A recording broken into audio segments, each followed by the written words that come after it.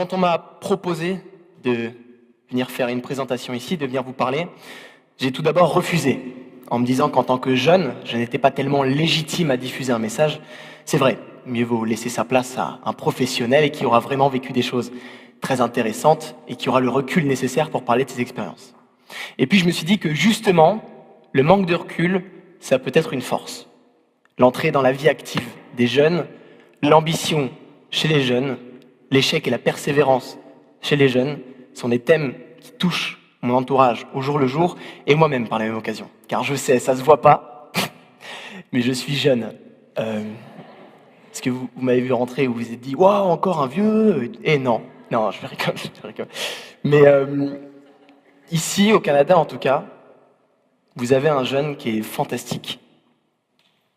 Plus que ça même, c'est Xavier Dolan.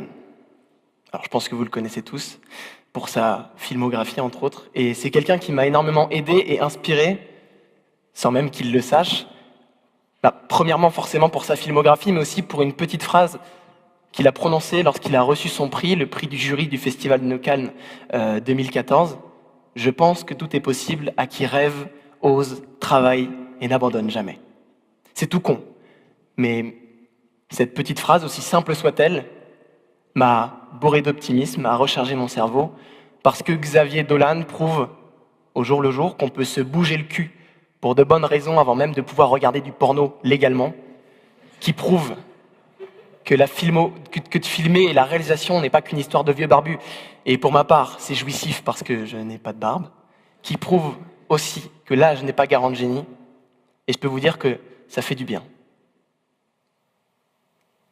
Et il faut se dire aussi une chose, c'est que cette petite phrase peut avoir un impact énorme, et ce fut le cas sur moi.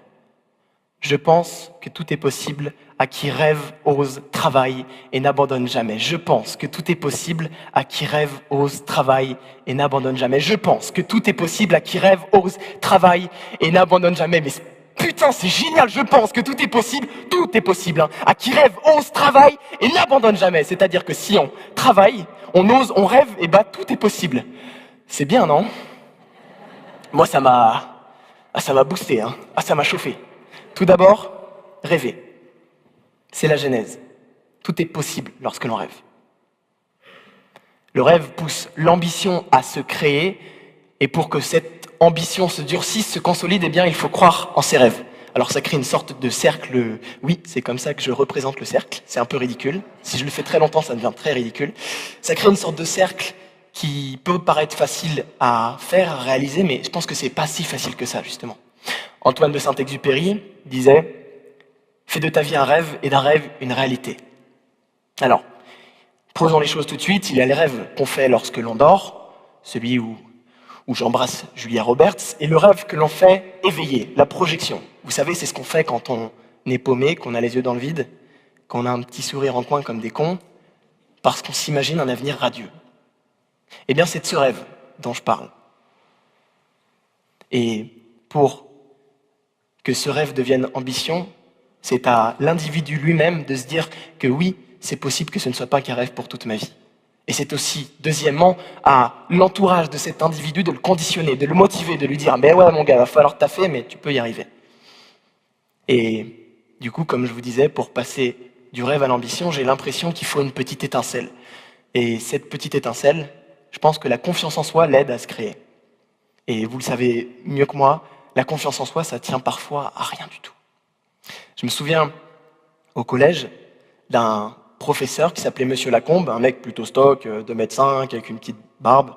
Et c'était un prof de maths, et il nous disait en début d'année, essayez de résoudre ce problème. Et puis au bout de 3 mois, je ne sais pas pourquoi, et je ne sais pas ce qu'il a fait, il a commencé à nous dire, on verra en combien de temps vous trouverez la solution. Et puis avec du recul, parce que malgré mon jeune âge, j'arrive à avoir un peu de recul sur ce que j'ai vécu au collège, je me souviens qu'on ne vivait plus les exercices de la même manière. Dans le premier cas, M. Lacombe nous parle de problème, dans la seconde phrase, il nous parle de solution, dans le premier cas, il nous demande d'essayer, dans le second, il nous dit qu'on va réussir. C'est tout con, c'est vrai. Merci pour votre interaction, mais en tout cas, ça motive à fond. Et le rêve c'est la genèse. L'ambition est le moteur. Et pour créer son plan d'action, il faut... Attendez, c'est prévu. Oser. C'est timé, hein. Oser. Ce n'est pas facile d'oser. Et je ne suis pas sûr que de nature, l'homme ose. Je pense que l'homme se complaît très facilement, c'est mon point de vue, et c'est un danger. Il ne faut pas que seules les élites osent, sinon c'est pas drôle. Chacun peut oser et doit oser selon sa propre mesure, selon ses propres envies, ses propres moyens. Par exemple, déjà, oser dire non à « tu feras le même boulot que papa et maman si on n'en a pas envie » est déjà quelque chose d'assez lourd et conséquent à faire. D'ailleurs, par rapport à ça, petite parenthèse comme ça, pour les parents, s'il y en a ce soir, qui ont la manie de vouloir imposer leur passion ou leur travail à leurs enfants, vous voyez le film Billy Elliot. Regardez-le. Voilà. Je vous dis ça comme ça. Je vous dis ça comme ça, vous le regardez, vous aimez ou pas, on s'en fout, vous prenez le message, c'est tout. Et à ma petite échelle, je me souviens, il y a quelques années de cela, j'osais louper des cours et me confronter un petit peu à mes parents pour aller interviewer des stars sur la capitale française, Paris. Ça me paraît maintenant dérisoire, mais à l'époque, c'était quelque chose. Oser dépasser son univers, découvrir de nouvelles choses pour les jeunes, c'est compliqué mais nécessaire. Et mon univers à l'époque, et celui de nombreux jeunes aujourd'hui, se résume à école, maison, bus, internet. Facebook, Twitter, Snapchat, Instagram, YouPorn, YouTube, pardon, je sais pas ce que c'est, YouPorn. Je ne connais pas, c'est un site de cuisine, je connais pas, je sais pas ce que c'est, ça m'est venu comme ça.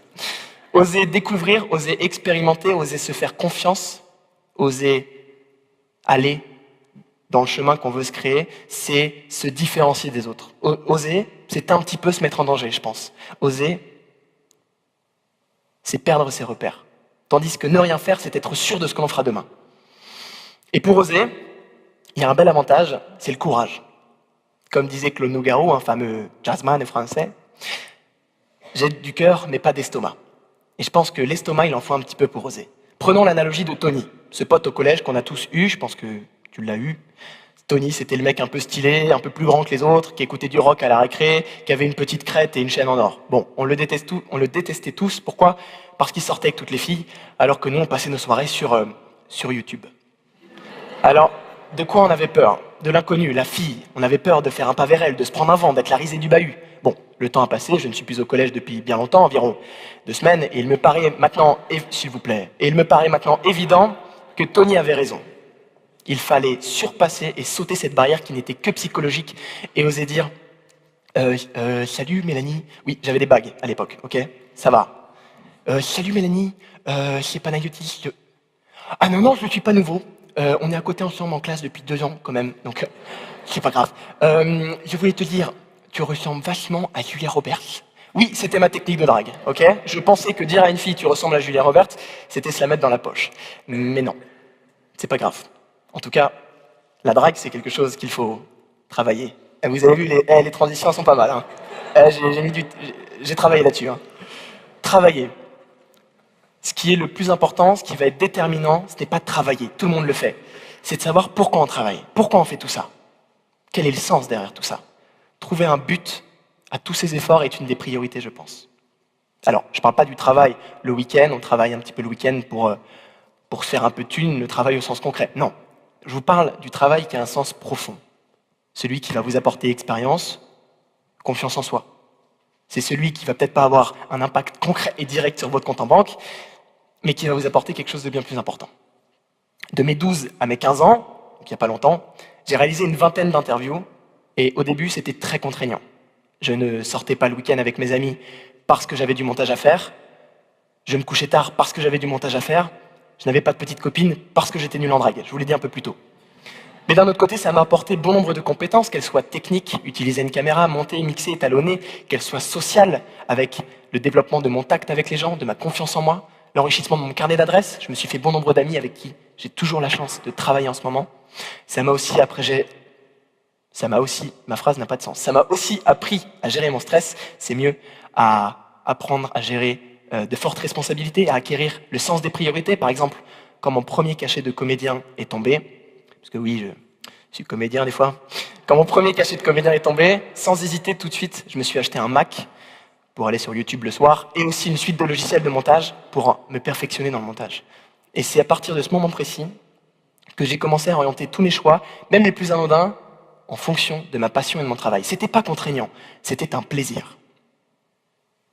Et travailler, trouver un but derrière tout ça, c'est le primordial, je pense. C'est quelque chose de primordial. Travailler en cours, ok, pourquoi pas. Mais si on sait pourquoi on travaille en cours au lycée, si on sait que ce n'est pas forcément du temps qu'on passe à travailler sur des choses qui ne nous intéressent peut-être pas à fond, mais qu'on se dit que c'est un pari sur notre avenir, bah on voit plus ça comme du temps perdu. On voit ça comme quelque chose pour se construire un bel avenir. Et maintenant, on a rêvé, on a osé, on a travaillé, il reste une chose à faire qui n'est pas des moindres, c'est ne pas abandonner. Ne pas abandonner. On rencontre, et c'est normal sur ce fameux chemin, cette ascension, de plus en plus d'obstacles qui affaiblissent la petite flamme en nous. Alors, des obstacles petits ou grands. Moi, ça se voit, j'ai pas énormément d'expérience, donc j'ai pas encore vécu et rencontré de gros obstacles. J'ai touche du bois, il y en a ici. Je touche du bois pour ne pas en rencontrer de gros, mais pour l'instant, j'en ai rencontré de petits, forcément. Et ces obstacles affaiblissent cette petite flamme en nous qui nous disait « Mais oui, tu peux devenir chirurgienne. Mais oui, tu peux devenir basketteur.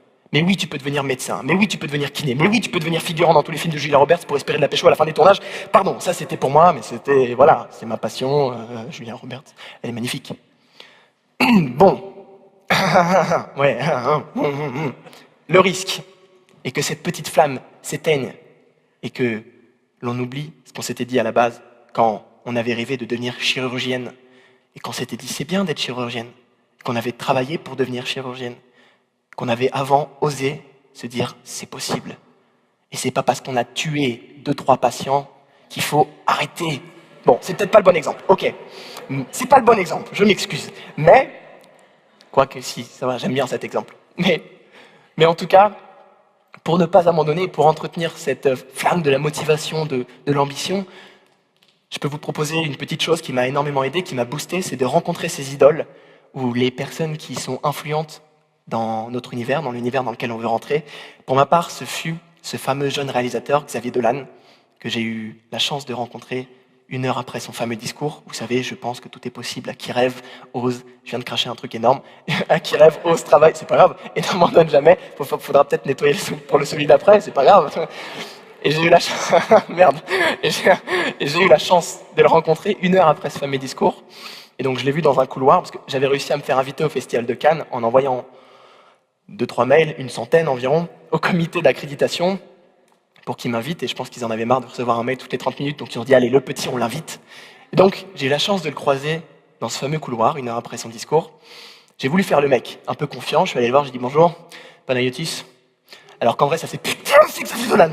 Oh putain, oh putain, il a moins de 3 mètres. Oh putain, fais comme si tu le vois pas, fais comme si tu... Salut, bonjour. Et donc j'ai fait le mec un petit peu, je suis allé voir, bonjour, Xavier, Panayotis. Et on a discuté. Et pour moi, c'était une discussion magistrale, fantastique. J'étais sur un petit nuage. Pour lui, ça devait être une discussion banale, mais je m'en foutais. On a discuté 10 minutes, et je me souviens qu'à la fin de cette discussion super intéressante et enrichissante, il est parti, et je l'ai regardé comme un con comme ça.